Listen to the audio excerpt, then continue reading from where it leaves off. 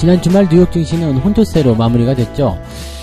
아무래도 이제 나스닥이 많이 올랐다라는 어떤 평가를 받고 있는 것 같아요. 그러다 보니까 나스닥 지수가 조금 하락하는 그런 형태로 진행이 좀 됐는데, 자, 이번 주에는 소매 판매 그리고 FOMC 의사록이 공개가 됩니다. 지금 시장이 혼조세를 보이는 것은 더 좋아질 수도 있다라는 것과 또는 우려감 이런 것들이 동시다발적으로 나오는 것이기 때문이거든요. 그러니까 이러한 부분들이 어떻게 나오느냐에 따라서 시장의 방향이 갈라질 수 있기 때문에 일단은 관망하자라는 느낌인 것 같아요. 주가가 빠지더라도 많이 빠지지 않고 오르더라도 제대로 오르지 않는 그런 형태의 모습인 거죠. 자, 이런 부분들 자세하게 좀 알아보도록 하고요. 자, 실적 부진에 빠진 게임주 실현의 계절이 왔다. 사실은 이제 방학 기간이 게임주들에게는 가장 중요한 시기이기도 한데 그 기간을 그냥 넘어가죠. 넘어가고 실적은 계속 별로 좋지 않고, 그런데 이제 방학과 방학 사이 이 가을철 같은 데는 지금 특별하게 게임주들이 뭔가 주목을 받을 만한 이슈가 없거든요. 그러니까 실현의 계절이 왔다 이런 얘기인데 어떻게 봐야 되는지 좀 알아보도록 하고요. 자, 포스코 홀딩스에서 2차 대전이 일어난다고 합니다. 이제 공매도 간의 어떤 충돌이겠죠. 자, 개인들이 5조 원을 올인했다라고 하는데, 에코프로비엠과는 좀 다르다. 포스코는 일단 등치가 그것과 뭐 같은 의미가 없다. 이런 식으로 얘기가 나오기도 하고요. 공매도가 이긴다, 개인이 이긴다. 뭐 또 말들이 많은데요. 어떻게 되고 있는지 알아보도록 하겠습니다.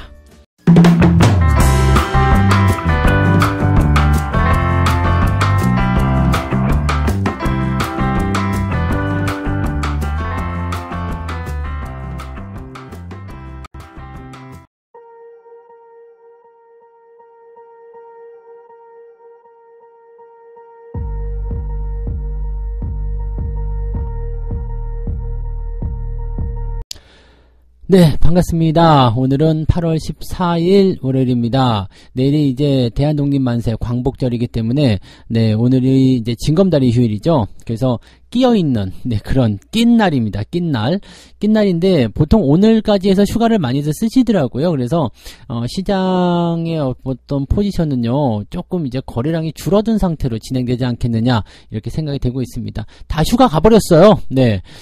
저도 이제 지난 토요일날 이제 산에 가려고 이제 차를 끌고 새벽에 일찍 나왔거든요. 일찍 나왔는데도 새벽에 일찍도 아니지 하긴 아침 일찍. 근데 비가 오긴 했었거든요. 비가 오긴 했었는데도 불구하고 고속도로에 차가 굉장히 많았었던 걸로 기억이 납니다. 그래서 길이 내려올 때까지, 저 밤에 올라왔거든요. 밤에 올라왔는데도 내려오는 차들이 굉장히 많았어요. 그러니까 지금 이제 휴가의 어떤 막바지 구간이다라고 말씀드릴 수 있는 상황이라서 지금 상태로 봐서는 거래량이 상당히 좀 줄어드는 하루가 되지 않겠는가 생각이 드는데, 자, 오늘은 거래량이 별로 없다라면 미국 증시가 좋았을 경우에 많이 오를 것이다 말씀드렸었잖아요. 근데 혼조 양상으로 끝났어요. 조금 아쉬운 부분이겠죠. 가파르게 오른 나스닥 지수가 숨고르기에 들어가면서 시장은 9월 연방 공개, FOMC예요.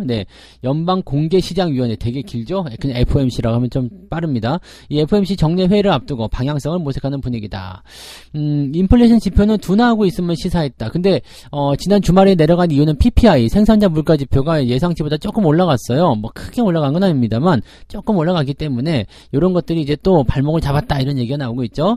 근데 지금 현재로서는 이제 9월 달에도 이제 저게 나올 거 아니에요.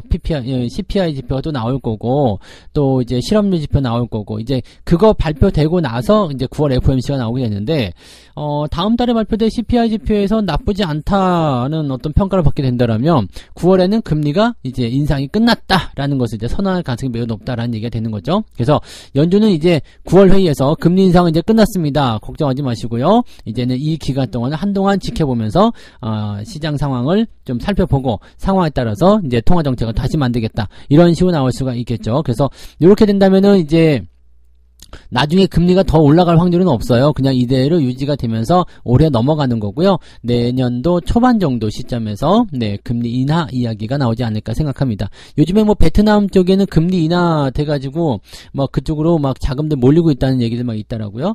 하여튼 그런 얘기들도 있는데, 금리 인하가 되면 이제 경기 부양 쪽으로 얘기를 할 수 있기 때문에 대체적으로 주가가 올라가는 이런 기간 속에서 금리 인하가 나오면 더 좋겠죠. 자, 어쨌건 뭐 반대 이야기가 나오게 되면 네, 연준은 추가 인상 가능성을 염두에 둘 수 있다. 그래서 아직은 잘 모르겠다라는 얘기죠. 그러니까 뭐 이대로 간다 그러면은 9월달 지표 발표까지 또는 FOMC까지 확실할 수 없다. 근데 늘 확실하지 않고요. 늘 불확실하고 늘 좀 리스크가 있고 뭐 그런 게 주식 투자 아니겠습니까? 그래서 그런 것들 이제 앞에 이벤트가 있다 정도만 알고 거기에 맞춰서 차근차근 가시면 되지 않을까 생각합니다. 네. 인플레이션에 반영되는 항목들이 얼마나 빠르게 움직일 것인지, 빠르게 반영될 것인지, 또 둔화할 것인지, 올라갈 것인지 이런 것들을 지켜봐야 된다라고 얘기하는 부분이고요. 결국에는 결론이 없어요. 네, 9월에 나오는 네 그런 경제 지표들 발표 이후에 FOMC가 어떻게 움직이는지까지 봐야지 된다라는 거기 때문에 뭐 굳이 뭐 이런 거 가지고서 신경을 많이 쓰실 필요는 없을 것 같아 보입니다.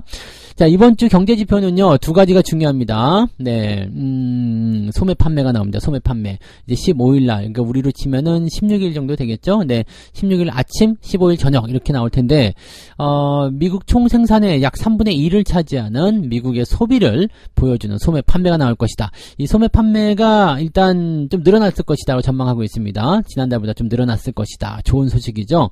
그러니까 지난달 0.2%에서 0.4로 더 늘어난다라고 되어 있기 때문에 소비가 반등세를 보이게 되면 먹고 살만하군요. 괜찮네요. 라는 식의 얘기가 나올 수가 있죠. 네. 그 다음에 바로 그 다음날 FOMC 의사록이 나옵니다. 요거 두 개가 이번 주에는 가장 핵심이에요. 그리고 우리는 중간에 이 휴가가 끼어 있기 때문에 대체적으로 뭐 크게 뭐 저거 반응하지 않을 것 같은 느낌이긴 합니다.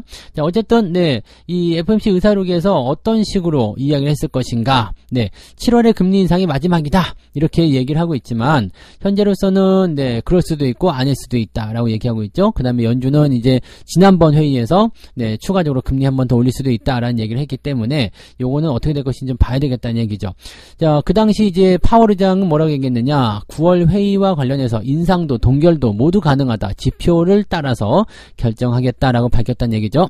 즉 지표가 나온 상황을 보고 거기에 맞는 식으로 진행할 것이다. 이렇게 되는 부분이니까 요거는 이제 뭐 조금 더 지켜볼 필요성이 있을 것 같습니다. 그래서 이번 주에 가장 중요한 이 소매 판매 요쪽 지표가 좋게 나오게 된다면 지수는 바로 우리 광복절까지 지나고 나서 휴일 지나고 나서 바로 튀어 올라갈 가능성이 높다. 그래서 아마 이제 월요일날 잠깐 이제 시장은 열리니까요. 요 시기에 변동성을 좀 보면서 기회를 좀 엿볼 필요가 있지 않을까 생각되고요. 만약에 소매 판매가 줄었다 그러면 또 반대되는 개념이 나타날 수 있기 때문에 뭐 굳이 네 꼭 급한 거 아니시라면 그냥 오늘 패스하고 16일날 상황 보고 대응하시는 것도 나쁘지 않아 보여요 라고 말씀드릴 수 있겠습니다.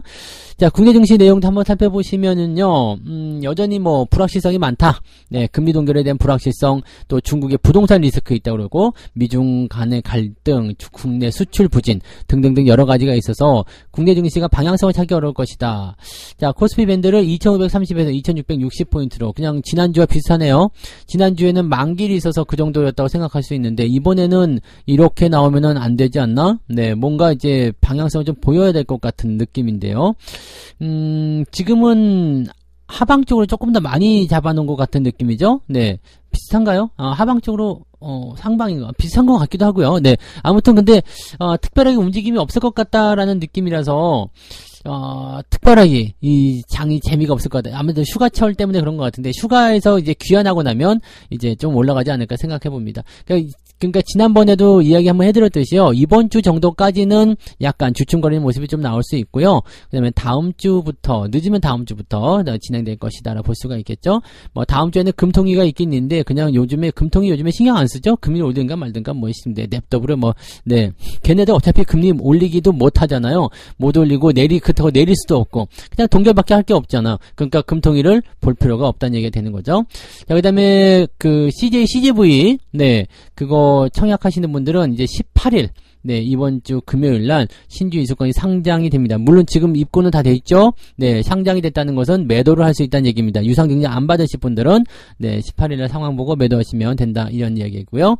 그다음에 뭐 이제 그 청약에 대한 부분들은 네, 그때 되면 또 알려드릴게요. 이제 8월 29일부터 청약 예약이 가능하다고 되어 있는데 실제로는 9월 6일하고 7일인가에 네, 청약을 가능하게 한다라고 보시면 됩니다. 청약이 된다고 보시면 되거든요. 그래서 그거는 이제 그때 가서 알아보도록 하고요. 전체적으로는 네, 그냥 시장이 재미없는 네, 상황. 그래서 14일 오늘까지는 뭐 예상해드렸던 것처럼요, 거래량의 어떤 감소라든지 시장의 어떤 불확실성 이런 것들을 해소하고 넘어가야 될 것 같고요. 이제 16일부터 올라갈 것인가는 이제 미국의 소매 판매가 어떻게 발표되느냐, 미국의 분위기가 어떻게 잡히느냐에 따라서 달라질 것이다라고 생각하시면 되겠습니다. 다행인 거는 우리가 화요일날 휴무이기 때문에 월요일날 미국의 시가 어떻게 되든 별로 관계가 없어요. 네, 15일날 네, 미국의 시장이 이 소매 판매를 통해서 어떻게 움직이느냐, 그게 더 중요하니까 그나마 다행이지 않겠나라고 생각은 해볼 수 있겠습니다. 자, 시장 별다른 재료 없습니다. 그냥 편안하게 잘 즐기시면 될 것 같아 보이고요. 자, 두 번째 이야기로 넘어가도록 할게요. 실적 부진한 게임주들 실현의 계절이다. 증권사들도 지금은 네, 이 투자 의견을 줄 하향시키고 있다라고 합니다. 카카오 게임즈, 컴투스, 넷마블, NC소프트에 대한 투자 의견이 줄줄이 낮아지고 있다. 대신증권과 유진투자증권 이런 때는 이제 카카오 게임즈의 투자 의견을 매수해서 보유로, 또 현대차증권은 컴투스를 매수해서 보유로 각각 내렸다. 보유로 내렸다는 것은 아무것도 하지 마라, 사지 말란 이야기예요. 근데 증권사 리포트는 아시겠지만 매도 리포트가 없기 때문에 그냥 보유는 매도하라는 이야기는 똑같은 겁니다. 그리고 저렇게 투자 의견을 낮추게 되면은요, 대체적으로는 목표 주가도 같이 내려가거든요. 그래서 왜 그렇게 되었느냐라는 부분은 2, 4분기 실적이 결정적인 영향을 미쳤다. 자, 실적이 좋아질 거 생각했었던 부분들이 오히려 좀 안 좋게 나오고요. 막 적자 나오기도 하고 막 난리가 난 거죠. 자, 2, 4분기 2, 4분기 실적은 뭐 실질적으로 뭐 효과가 좀 있었을까요? 네, 근데 사실 2, 4분기 때 실적이 크게 증가하는 것보다는 이 3분기 때 실적이 좀 많이 증가하는 부분이 있잖아요. 6월 달부터 여기 6월까지죠. 7, 8, 9 여기에 방학이 있기 때문에 3분기 실적은 좀 괜찮지 않을까 싶기도 한데, 여기서 좀 서둘러서 낮춘 거 아닌가 싶기도 합니다. 게임주 갖고 계신 분들은 조금 기분 나쁠 것 같은 느낌이긴 합니다. 뭐 2분기 실적 뭐 우리만 안 좋냐 이렇게 나올 수도 있을 것 같은데, 야, 그렇다고 해서 이렇게까지 네, 하여튼 냉담합니다. 네. 자, 근데 지금 증권사 애들이 하는 말 중에도 우리가 좀 들어볼 필요성이 있는 게 좀 있어요. 반전을 위해서는 무엇보다 신작의 흥행이 필요하다, 이거죠. 자, 신작에 대한 부분들이 지금 네, 저는 게임을 잘 안 해서 모르지만 뭐가 이렇게 좀 나오는 게 있나요? 뭐 이렇게 탁 눈에 띄거나 그런 게 별로 없죠. 요즘에 나오는 게임들 잘 보면 대부분 양산형 게임이라고 해서 거의 비슷비슷하죠. 그냥 이름만 좀 달라요. 이름만 좀 다르고 좀 그런 게임들이 많이 있고요. 또 중국산 게임들이 너무나 많습니다. 뭐 100억 뽑기, 뭐라고 하죠? 뭐 천사 뽑기? 뭐 이런 뽑기와 관련된 그런 것들, 네, 그런 것들 나오면서 다 그런 식이더라고요. 그 게임이 다 똑같아요.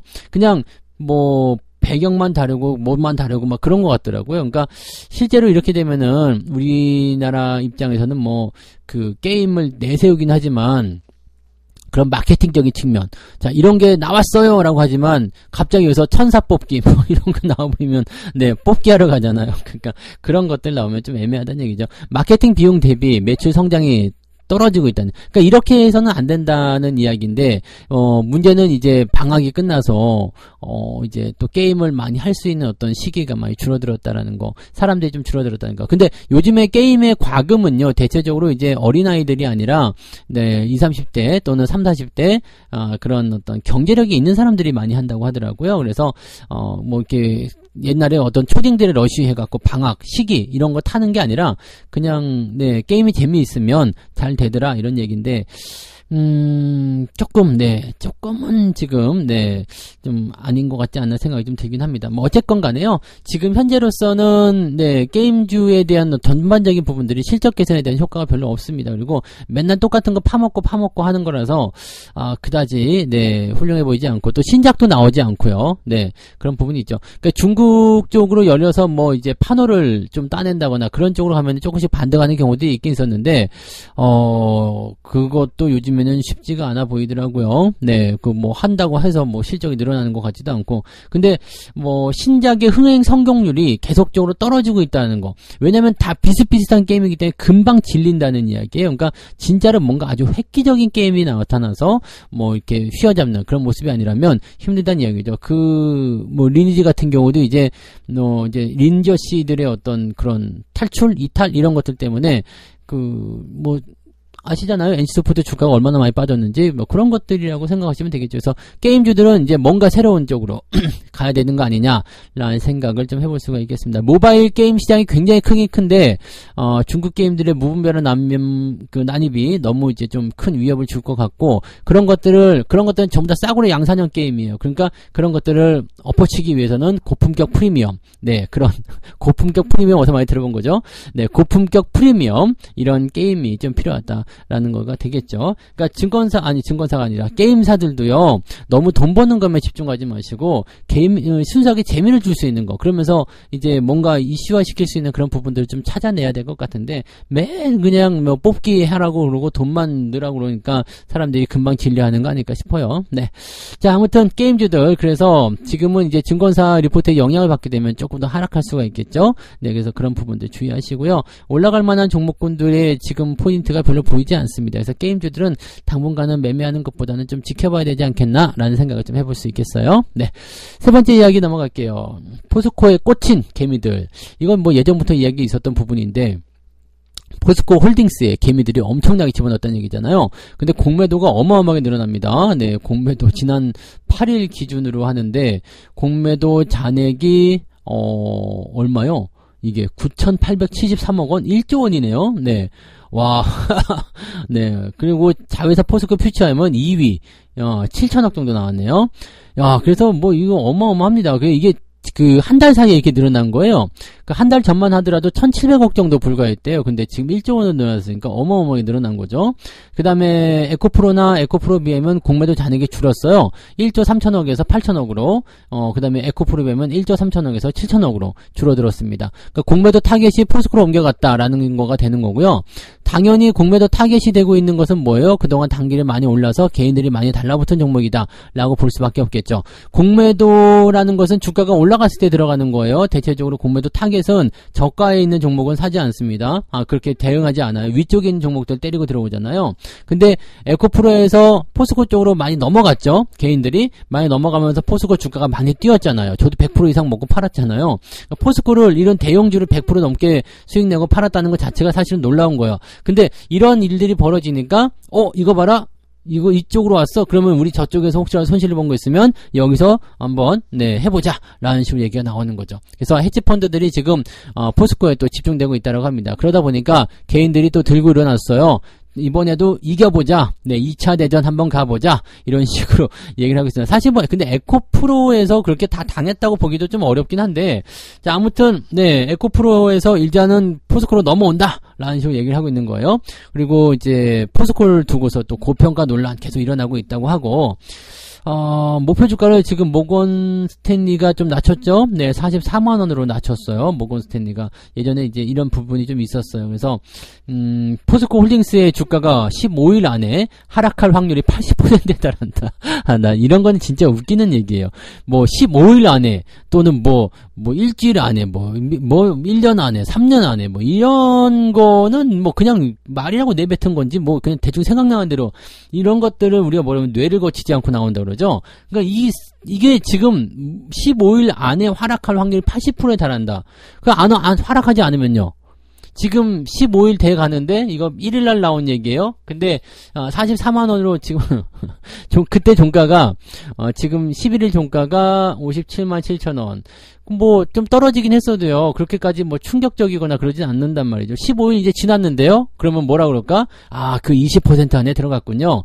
자, 이러면 곤란하지 않겠습니까? 네. 이러면 곤란한 거야. 그리고 이거 또 더 문제인 거는 뭐냐면 개인 투자자들이 이제 종토방이라고 하죠. 종목 토론방에서 이제 싸우자, 이기자, 그냥 해보자, 이런 거. 네. 이것도 한번 죽여보자, 이런 식으로 지금 얘기하고 있던 거. 맹목적인 거예요. 지금 전혀 분석 자체가 없는 거죠. 그냥 공매도 들어왔으니까 미우니까 죽이자. 다 뭉쳐줘. 우리 함께 또 해보자. 네, 이렇게 얘기하는 거고. 좀 그래요. 네, 그래서 기업의 어떤 가치나 이런 것들은 이제는 뛰어넘고 그냥 생각하지 않고 중요한 거는 일단 네, 주가가 올라가는 거, 그것만 집중이 되고 있는 모습이 아닌가 생각됩니다. 뭐, 기업의 덩치 측면을 보게 되면요, 에코프로 그룹하고 포스코 그룹은 달라요.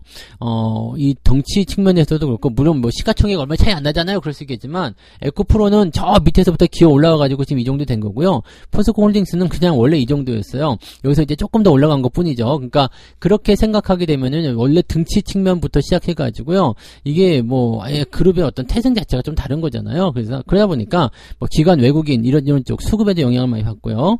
그래서, 쉽지는 않을 거예요. 그러니까, 개인들이 붙여서 계속 올린다. 그런데 실질적으로 이제, 이런 것들을 좀 부정적으로 보는 사람들도 있을 거고 긍정적으로 보는 사람도 있겠죠. 근데 여기 뭐 물론 이제 공매도도 이런 종목들을 쉽게 때리기가 어렵습니다.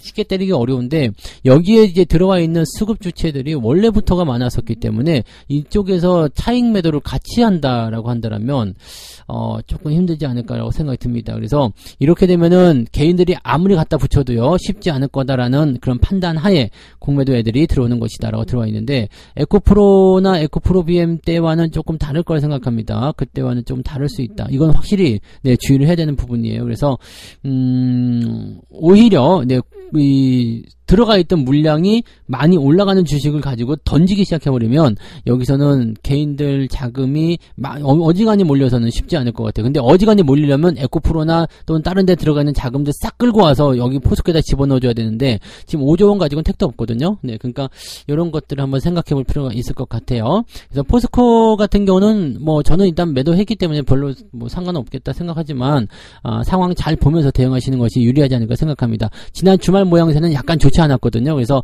변화가 조금 생기게 된다라면 주가의 어떤 변동성을 조금 고려해야 되지 않을까라고 생각해 보니까 너무 무리하지 않게 대응하시면 좋을 것 같아요. 맹목적인 어떤 매수 접근은 그다지 좋지 않을 것이다라고 말씀드릴 수 있겠습니다. 네. 자, 이렇게 해서 오늘 세 가지 이야기 전달해 드렸는데요. 미국의 소매 판매와 의사록 이 경제지표의 발표가 이번 주에 나오는데 이게 제일 사실은 중요하다라고 말씀드릴 수 있을 것 같아요. 그래서 여기에 따라서 움직임이 나올 테니까 사실 오늘 같은 날은 거래량도 별로 없고 애매한 상황일 겁니다. 그래서 그냥 특별하게 많이 움직이지 않으면 그걸로 됐어 라고 생각하시면 될 것 같고요. 15일날 지나서 소매 판매 발표가 나오고 그게 시장의 긍정적인 방향으로 연결된다면 우리한테는 좋은 소식이 될 것이다 라고 생각하시면 되겠습니다. 네. 자, 실적 부진한 게임주들 당분간은 손대지 말아야 될 것 같은 생각이 계속 들어요. 네. 뭔가 새로운 어떤 신작이 나와서 뭔가 돌풍을 좀 일으켜야 되는데 그런 것도 별로 없고요. 게임에 요즘은 관심이 없어요. 게임보다 더 재밌는 건 뭐예요? 요즘에 2차전지 가지고 노는 거. 네. 옛날에는 코인 가지고 노는 거였는데 요즘에 코인도 됐어. 필요 없어. 네. 요즘에는 뭐 초전도체 테마 뭐 이렇게 주식이 더 재밌어. 뭐 이런 것들 많이 나와서 네. 이런 테마주 쪽 움직임, 밈 이런 것들 더 많이들 하고 있더라고요. 자, 뭐 그것 때문은 아니겠습니다만 게임주들이 이제 돌파구를 좀 찾기 어려워 보이는 것 같아요. 그래서 그런 것들을 충분히 좀 잘 만들어내지 전에는 대응하기 좀 어려울 것 같다 생각이 좀 드네요. 실현의 계절이 왔다 이렇게 생각하시면 되겠고요. 포스코 그룹주들의 개인들이 5조 원을 올인했다라는 건데 저는 네 이것 때문에 뭐 주가가 올라갔다라는 쪽으로 가기는 조금 네 뭐 근데 지금 보면은 5조 원 정도를 이제 갔다가 완전히 개인 매수가 다 올인이 된 거나 마찬가지예요. 네 그러니까 LG화학은 2등이 됩니다. 6,500억 정도 매수가 들어간 거예요. 5조 원을 사들었다라는 것은 대단한 거 아니겠습니까? 그러니까 7월 이후에 지금 48% 정도 급등한 포스코홀딩스에 5조 원 들어갔다. 상당히 문제 있는 거죠. 네, 이렇게 쏠려 들어갔는데 포스코가 네 에코프로 때와는 같지 않을 것이다라는 전망이 일단 맞고요. 그다음에 이제 뭐 외국의 증권사 모건 스탠리에서는 계속 이제 팔아야 할 이유에 대해서 계속해서 얘기 나오고 있기 때문에 물론 저런 것들을 다 믿고 투자하고 저기에 휘둘리면 안 되겠습니다만. 네, 지금 현재로서는 일단 조정에 대한 부분들을 어느 정도는 감안해야 될 것 같아요. 그래서 단기적 조정이 나타날 때 부담감이 좀 가질 수 있고요. 그 다음에 개인의 힘으로 올려붙이기에는 조금은 부담스럽다 보시면 될 것 같아요. 이 대형주들은 원래 테마에 그렇게 많이 휩싸이지 않거든요. 그래서 가더라도 많이 못 가고요. 원래부터가 들어가 있는 자금들이 굉장히 많기 때문에 주가가 어느 정도 올라가면 차익 실현에 대한 효과가 나와서 생각했던 것보다 더 묵직한 네, 그런 돈들이 나올 수가 있습니다. 그래서 그런 것도 조심을 하셔야 되겠죠. 그러니까 쉽게 얘기하면은 에코프로나 그런 쪽 같은 경우는 네, 그 라이트급 네, 그 권투 선수의 주먹이었다 친다면 지금 이 포스코 홀딩스 같은 경우가 한번 휘두르면 뭐 거의 타이슨급, 네, 헤비급 네, 그런 권투 선수의 펀치가 나올 수도 있다는 거 참고하셔야 됩니다. 그래서 요런 거 약간은 좀 환경이 다르다는 것만 좀 잘 참고하시면 될 것 같습니다. 약간 조심하셔야지 되지 않을까? 네. 아무튼 뭐 좀 그렇게 한번 보자고요. 네. 책 한 곡 읽고 마무리하도록 하겠습니다. 당신이 철저히 규칙을 지키도록 훈련된 사람이 아니라면 당신의 장기 매수 보유 전략은 단타 매매 혹은 데이 트레이딩으로 변화될 가능성이 높다. 그런 경우라면 당신은 아는 것이 병이 되고 만다. 이게 무슨 얘기냐면요. 장기 투자해야지 라고 하는데 뉴스나 뭐 이런 쪽에서 계속 해가지고 이상한 얘기가 나오고 막 그래요. 그럼 자꾸 보고 있으면 마음이 흔들려요. 근데 실제로 주가도 떨어지고 있어. 그럼 낼름 팔아버리죠. 나는 길게 보유하고 싶었는데 한 달 꼴랑 보유하고 팔아버려. 뭐 일주일 꼴랑 보유하고 팔아버려. 왜? 주가가 내려갔다는 이유로. 네. 사실 장기 투자는, 네, 계속, 모든 사람들이 그렇게 생각할지 모르지만, 주식을 사면 계속 올라간다 쪽으로 생각하고 있었을까요? 네, 그런 건 절대 아니잖아요. 근데 이 하락하는 부분에 대해서는 특히 장기 투자 같은 경우는 더 긴 시간 동안 고통을 받아야 될 수도 있는데요. 자, 그렇기 때문에 항상 나는 원리, 원칙, 네, 내가 정해놓은 규칙, 이런 것을 가지고서 투자를 해야 된다라는 것을 절대로 잊지 마셨으면 좋겠습니다. 자, 오늘은, 네, 무방과 함께 또 하루에 이런 포인트를 시작해 보자고요. 오늘 끼인 날이라 그다지 네, 썩 뭐 대단한 전략이 나올 것 같지도 않습니다만 일단은 네, 조금 있다가 9시부터 무방 한번 시작해 보도록 하고요. 네, 오셔가지고 또 같이 네, 그냥 오늘 놀죠 뭐. 네, 오늘은 특별한 건 없을 것 같아요. 네, 특별한 건 없을 거 그냥 휴일이나 마찬가지인 그런 영업일이라 네, 특별한 건 없을 것 같으니까 그냥 여유 있게 좀 지켜보시면 좋겠습니다. 그래서 조금 있다가 9시에 무방에서 뵙겠습니다. 고맙습니다. 본 방송에서 제공되는 모든 정보는 투자 판단의 참고 자료이며 투자의 최종 책임은 본 방송을 이용하는 본인에게 있습니다.